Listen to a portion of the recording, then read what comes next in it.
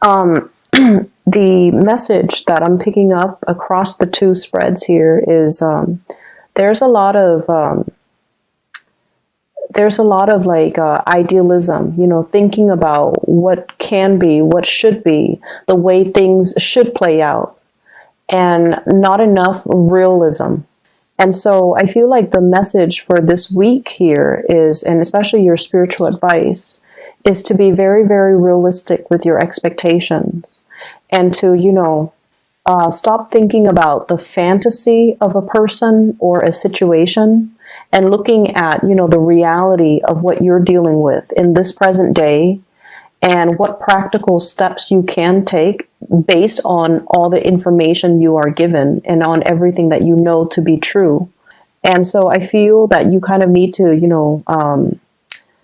remove like the rose-colored glasses and just look at a situation in totality and go from there. Okay. First off, in your love sector, I feel like you're dealing with someone who has emotionally distanced themselves. So this is like an ex, somebody that you might have just recently gotten to know. And I feel like they might have been, seeing you and then like other people. And so if you're looking for, and they're not like deceptive about it either.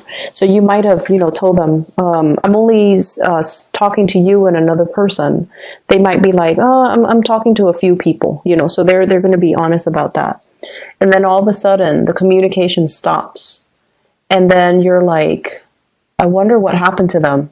Well, they've chosen somebody else and they're with another person. And so I feel like there's this emotional stonewalling, this emotional barrier that someone is resurrecting to separate themselves from you. And I also feel like vice versa, you could be doing this with another person, but I feel the energy coming in more from the other person. The person that you're dealing with, I have here the Seven of Cups. The Seven of Cups is the fantasy, the online dating, the, communicating via some type of an internet-based method. And this is also like looking at all the choices that are laid out in front of us. Everything looks very shiny and shimmery and just has a lot of potential. But the nature of the Seven of Cups is in the fantasy land, okay? So you know how people post pictures of themselves that they've edited, that they've cropped out, that they've photoshopped, or that might not even represent who they are right now. It might be from 10, 15 years ago, and they look nothing like their picture. This is what it's like. Internet-based type of dating, or dealing with somebody who is very evasive and not very truthful when it comes to their communication with you. They're not completely truthful about their relationship status. They might be, still married and telling you, oh, they're separated. They might be dating someone and they're like, oh, I'm single. They might like be engaged and then they show up on a date with you without their engagement ban. So I feel like the person that you're dealing with, there is some either lying by omission, or you really like this person, so you're not really, and I find it really rare for a Scorpio to do this, but I feel like you're trapped in the fantasy of the way you see this person, and you're just like, it's almost like having them pegged a certain way, and no matter what they do, you only see them in that way. So I feel like you might see them a lot in a more flattering light than they really are, which can bring about disappointment when the card gets inverted and you start to see the reality of the situation, right? You're dealing with somebody who has a lot of options, who's not very reliable, not very truthful. And it's really important that you come to terms with it. And it's really important that, you kind of disassociate yourself, which I feel is something that's going to happen. the way you're coming into the spread, we have here the Two of Pentacles. And the Two of Pentacles is like juggling multiple options, possibly dating around. So I see a lot of people who might be single, trying their hands at dating, trying to, you know, find somebody that you can really jive with.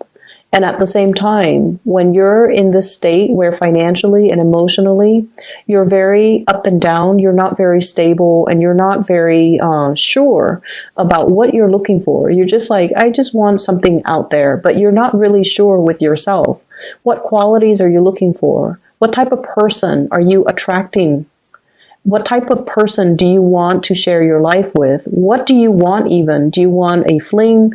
Do you want a relationship? Do you want marriage? Or do you just want, you know, like friends with benefits? So you need to be very clear about what you want, because this is sort of like wishy-washy. I'll take what I can get. And, you know, I'll go on a few dates and see where it goes.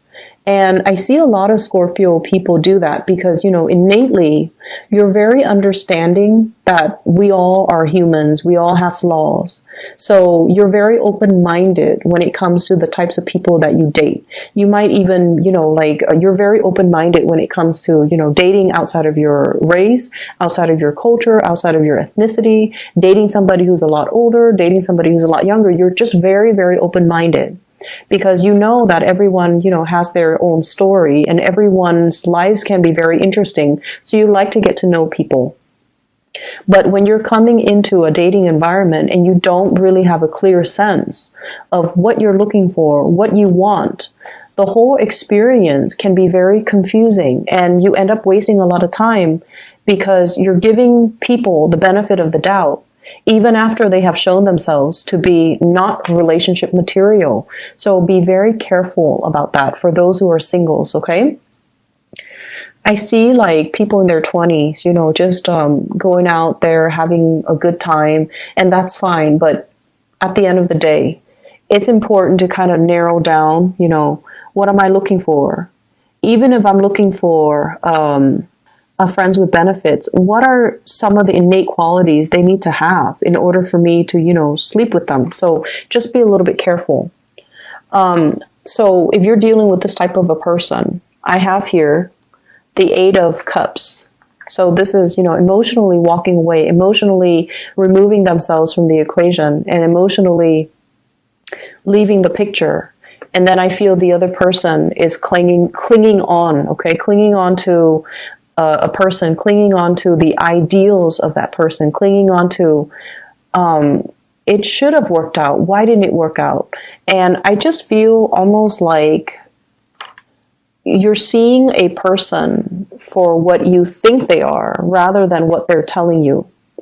And I feel like you're entering a relationship because you have certain expectations about, you know, what a relationship is going to do, what it's going to add to your life, what it's supposed to be like, and then the reality is not really matching up.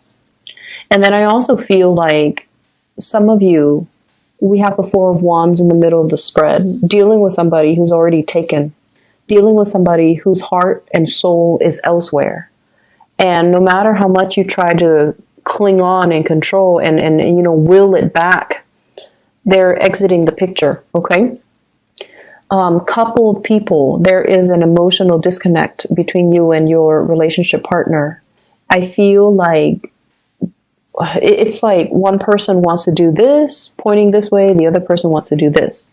One person lives in the countryside, the other person wants more of an urban lifestyle.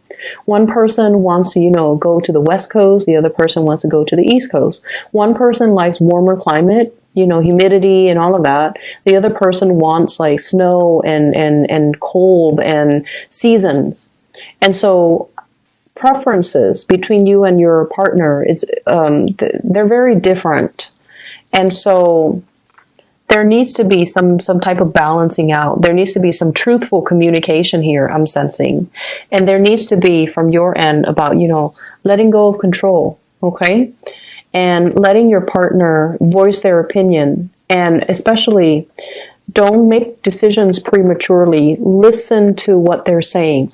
You might feel like your partner is being a little bit too frivolous, okay? And I just did the Libra reading, and that word frivolous came up with Libra. So I don't know if you're dealing with a Libra even. But you feel like your partner might not be very grounded and realistic. And so you are taking on the paternal, maternal role in the relationship. And that's a recipe for disaster, okay? Let's not patronize our relationship partner. Let's hear out what they have to say. And you're more than, welcome to kind of debunk some of the things that they're saying, but doing so in a loving manner, and especially hearing them out. That's going to make a world of difference in allowing them to feel heard and understood. Okay. So I'm going to leave it at that, because I feel like the relationship sector needs a little bit more work. In other areas of your life, it's really, I see like memory lane, going back through memory lane, reminiscing about the past, reconnecting with old friends and old acquaintances. And the thing that I want to emphasize here is you are at a point in your life where things are really happening for you, okay? This is like elevation. This is like, on the ground, sea level, and this is elevation, okay? Being high on this ivory tower, looking at the world and looking at your life and all the possibilities that are available for you. So why would you go back to the past? You have some serious rose-colored glasses that you're wearing, and you're seeing a situation in the most glamorous light, and you're ignoring the reality. That's what I'm seeing here. I feel like you have outgrown a lot of people, a lot of friends, a lot of family members. And I feel like they're living in the past. They're living in a kind of like a carefree state. They're not really doing a lot to plan for their future. They're not really making choices to avoid, disappointments and things like that. So they're in a very childlike, innocent stage where they're not really planning anything for the future. And you're at a point where you are very, very, very serious-minded. You're trying to move things along. You're trying to build up your financial foundation. You're trying to explore opportunities, and you're trying to build up wealth. And you're at a point where you can give very solid, practical advice to people. But the people that are coming to you, they feel like ignorance is bliss. They want to live in the past. They want to, return to this Garden of Eden where everything is available and they don't have to work really hard for anything else. So they're looking for you to kind of like reaffirm that image for them. And I feel like this is the month or the time where it's not appropriate to do that. Where you can tell them, till you're blue in the face, but they're not going to listen because their worldview is of idealism and they're living in this state. So they don't want anything, they don't want news or advice or anything to disturb this image. And so what you have to do is kind of turn away from that, okay? We have here the Two of Wands with the Ace of Wands. So this is like the Three of Wands in the making, where you turn your back and you see what else is out there on the horizon. You start to branch out and find people who are a lot more like-minded with you, who are going through your same path, who are going through your same life's journey. And you kind of need to, I feel like, sever that umbilical cord to the past so that you can live your life in the present. Start looking towards the future. Start building up wealth. Start taking care of yourself. Start being financially dependent. Start being financially independent. And, just really take care of you. It's going to require that you move away and separate yourselves from people that you actually care about. But in the long run, it's going to be a lot better for you. I see you being bogged down with family, with property, with things that are kind of they are security blankets at first, but over time they can be liability. Okay, family issues, and then the housing needs a lot of fixing up. So over time, if you hang on to these things for too long, they become huge liabilities, and they can really prevent you from making new plans and taking a new direction when it comes to your life to get yourself where you need to be, so you're a lot more stable and happy.